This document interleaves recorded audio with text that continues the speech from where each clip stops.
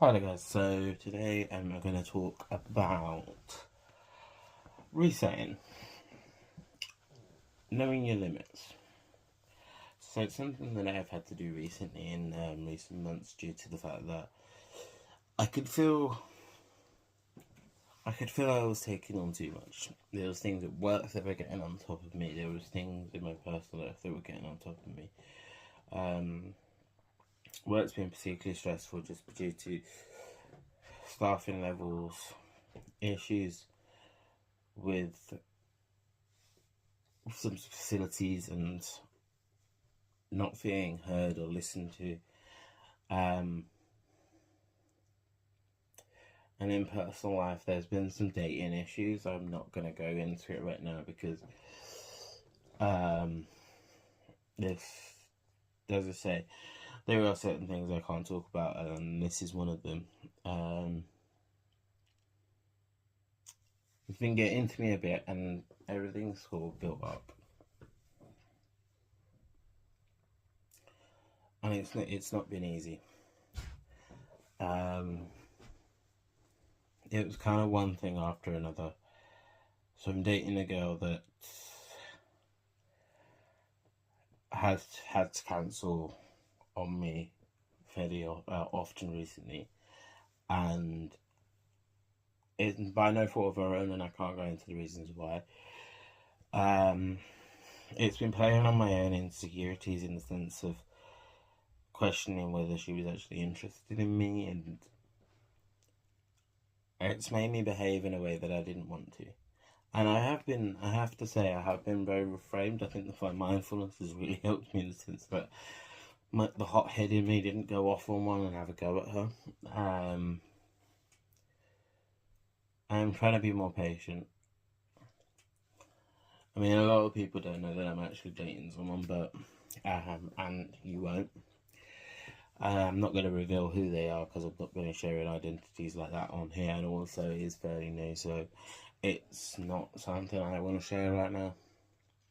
I said to you I'd be as open and honest with you guys as I can, and I will when the time is right. But anyway, so yeah, so there's been some dating issues, there's been some work issues, and I think I've had my own mind getting on top of me with these things combining. Um, and think I was taking on a little too much with this.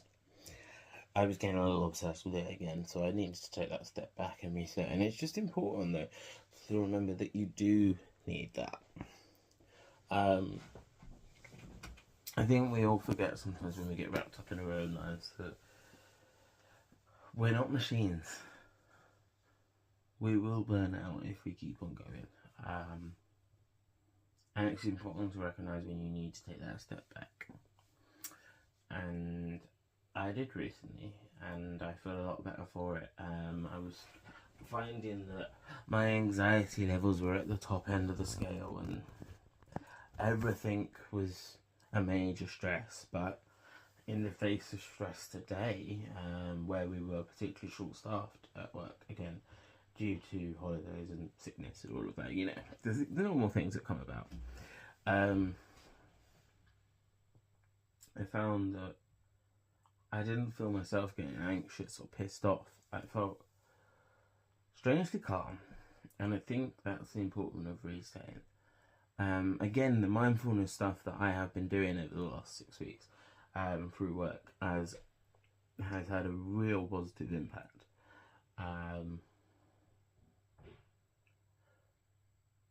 And I think that taking that step back, I may not have done that before. I may have kept on going into a burnout. I mean, I read something online recently, and I think it was an Instagram post that someone pointed out that we constantly take care of our bodies. Most of us. Probably not me as much as I should, but we take care of our bodies in the sense of we're always going, as a human race, we're always going on diets, we're always doing exercise, we're always looking after ourselves in that way. But we often forget that our mind is a part of our body. And also that a lot of people treat their body like they've got a spare one. You don't. This is it. And the mind and the body work in hand in hand. If one's going well, it will have an impact on the other.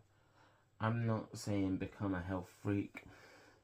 I'm not saying become a gym nut. And I'm not saying focus completely on the mind and the body will sort itself out, because you will end up the size of a house or so big. And you know what, if you're happy, that's okay. But it's important to look after both sides of the body, because if one isn't going right, the other will certainly be affected. And as I say, I'm not saying go to the extremes of you have to be the fittest, healthy person in the world, because let's be perfectly honest, you've all seen me. I'm not. I eat takeaways, probably far too much junk food. I smoke. I used to drink. I used to do some other things. And yeah, okay, so I got rid of a lot of my vices in terms of alcohol and the other things. But I kept smoking because that was my only vice left. I've cut down on my junk food. But I'm not giving it up. I absolutely refuse. I mean, you can probably see in the background there is a bottle of Fat Coke. I love my Fat Coke, and I probably drink far too much of it. But I am going to keep the things that make me happy in my life. And also, something that makes me happy sometimes is to step back and reset and withdraw for a bit. But I have to learn my boundaries. I have to learn the difference between withdrawing for a little bit to reset and withdrawing and disappearing. Because it's something that I've never been that good at. I either go to one extreme or the other. And sometimes when you reset it, I think allowing yourself those treats that you have is important. Because sometimes I think when we're trying to be healthy, or when we're trying to focus on things that could improve our mental health, could improve our bodies, we can focus too hard on them. And I think when you're at that burnout stage, where you're at that point where you need a reset, you need to take a step back. It's important to remember what does make you happy.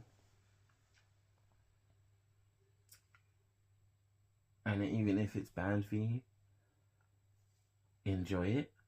Don't overindulge, and then get back to where you were, where you want to be.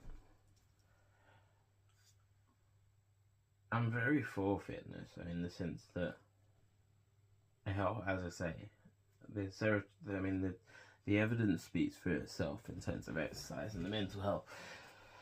I didn't believe it, and I always thought that you have to enjoy the exercise you're doing for it to work.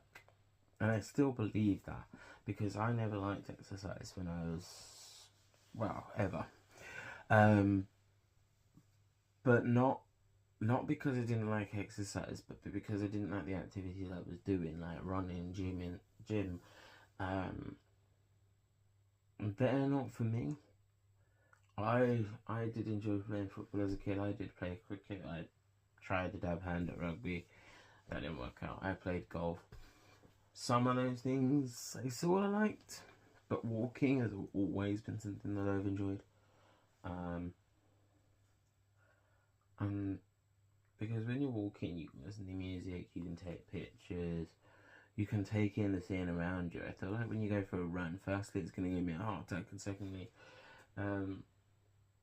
you can't take in really what's around you. And that might work for some people. I'm not knocking anybody's hobby here. I think if you enjoy running, go ahead and run, but that's not for me. And I think what I'm trying to say here is finding your enjoyment. It's not about what everybody else is talking about. It's about what you enjoy. Find something you're passionate about, and when you take that time to reset, hone in on that, because it will help. As long as it's a relaxing hobby. Because if you're at the point of burnout and you take on something that's stressful, that may not help you. Although it will distract you from what is probably about to burn you out. So there's two sides of that coin. I mean, as I said when I first started this is not an advice channel. This is me talking about my own experiences and hoping that I can help guide someone in the right direction, not with advice, because I'm not a trained professional, but maybe my ramblings will get through to someone, and I think it's important to get out there what I want to say. And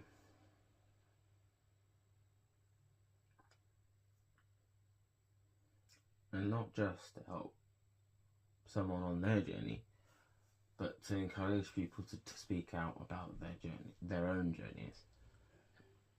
Because the more we talk, the more the stigma goes, and the more that people get used to talking about these things. It's as simple as that.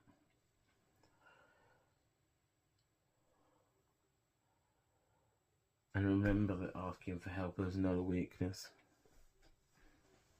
I recently had someone that is in my life come to me because they knew what I had been through and said, "You're the person I want to talk to you about this."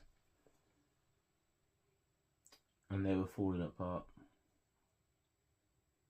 I told them that we'd get them through it, and I honestly believe that we will. Not because I'm a miracle worker, not because because I've been through it, and I know there is hope on the other side.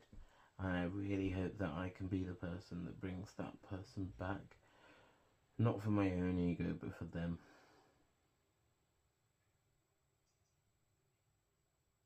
It's such a dark place to be at the start of your asking for help journey. But the hardest thing that you will do is ask for help. I'm not saying the rest of the journey's easy. It's not easy at all. But I'll tell you what, it is a lot easier than asking for help that first time. Because when you ask help, when it's received the right way, don't get me wrong, but asking for help the first time, if it's received in the correct way, and that person actually wants to help you, your doors will open, even slightly, to the idea of asking for help. And that it's not that scary, and it's not that hard. But that first time is always the hardest. I was forced into asking for help because it was ask for help or lose my job. And I honestly regret not asking for help sooner. I brushed it off for a long time. And I wish I hadn't.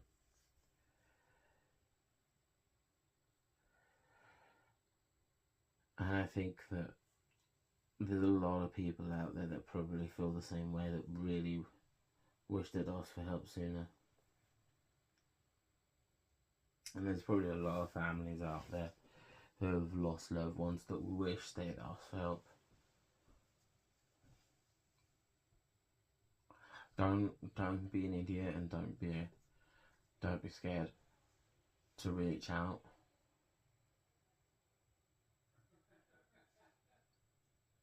And if you don't get the reception you received the first time you asked for help, don't be put off by it. I never received it the right way the first time. And that's why I hid away. And then when I was forced to.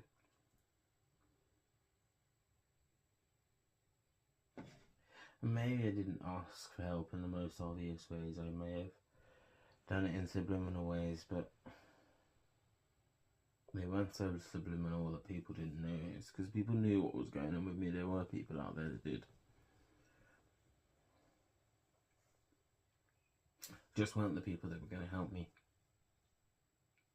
And that's what makes asking for help the hardest, when it's received in the wrong way and the stigma becomes true in your head.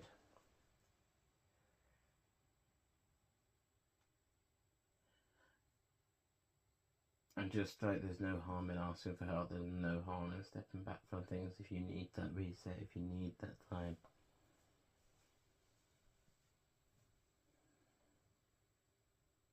The first step is you.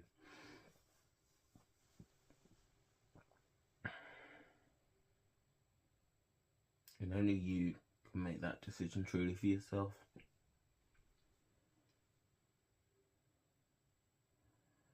It's about having that courageous attitude to actually step forward into the light.